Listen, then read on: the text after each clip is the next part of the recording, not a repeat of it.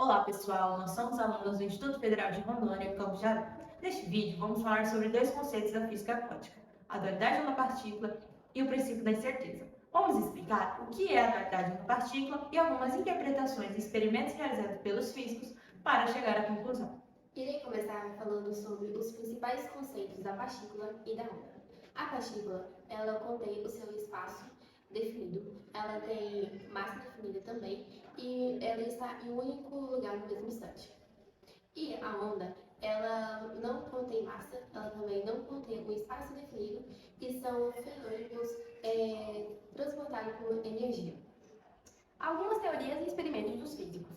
No ano de 1677, o matemático e físico Huygens havia lançado a teoria ondulatória da luz. Ele classificou a luz como uma onda, pois achava que a luz vibrava nos pontos do meio da mesma forma que o som fazia. Em 1801, o físico Thomas Young apresentou um experimento chamado dupla fenda, que reforçou essa teoria ondulatória da luz. O experimento consiste na incidência da luz em uma primeira barreira com uma única fenda. Nessa fenda, a luz sofre difração. A luz difratada reflete em uma segunda barreira com duas fendas, sofrendo nova difração. De acordo com o princípio de Christian-Huygens, cada fenda atua como uma nova fonte que emite ondas coerentes e em fase. No anteparo, temos as projeções de franjas claras e escuras. Com isso, ele pôde concluir que se houve formação de franjas, a luz sofre difração ao passar pelas minúsculas fendas. Portanto, a luz possui um comportamento ondulatório. Por outro lado, havia o fenômeno efeito fotoelétrico, que foi primeiramente observado por Alexander Becker e confirmado por Henry Hertz em 1887. Mas a explicação não foi muito plausível, pois somente ocorre com a frequência de luz acima de um determinado valor. O resultado contraditório à teoria ondulatória da luz que previa na época, pois a corrente deveria surgir com qualquer tipo de cor, precisando somente da intensidade. A explicação para o efeito fotoelétrico foi feita por Albert Einstein em 1905. Ele explicou que o efeito fotoelétrico introduziria o conceito de quantum de luz, onde trata a luz como pequenas partículas com energia quantizada. O efeito fotoelétrico é a emissão de elétrons por um material geralmente metálico, que quando exposto a uma radiação eletromagnética como a luz, de frequência suficientemente alta, que depende do material, como por exemplo a radiação ultravioleta. Ele pode ser observado quando a luz incide em uma placa de metal, arrancando elétrons da placa. Os elétrons injetados podem ser denominados como fotoelétricos. Dessa forma, Einstein propôs o caráter corpuscular da luz. Mas afinal, o que é onda partícula? Em 1924, o físico Louis Broglie sugeriu a dualidade partícula-onda da matéria. Um ano depois, Erwin Rudolph procurou uma função de onda que descrevesse essa onda de matéria. E essa ideia é exatamente o que diz o princípio da incerteza, pois para a física quântica, o caráter determinístico da física clássica não se aplica.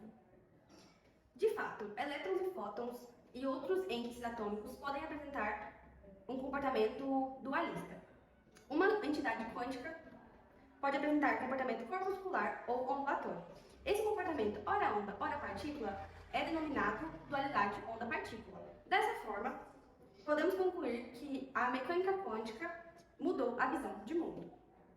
Quanto ao princípio da incerteza, ela foi criada pelo físico Heisenberg, uma fórmula matemática de nos mostrar que o universo é misterioso e não funciona da forma que queremos. Suponhamos que você tem uma partícula e esteja interessado em duas quantidades dela, a posição e a velocidade.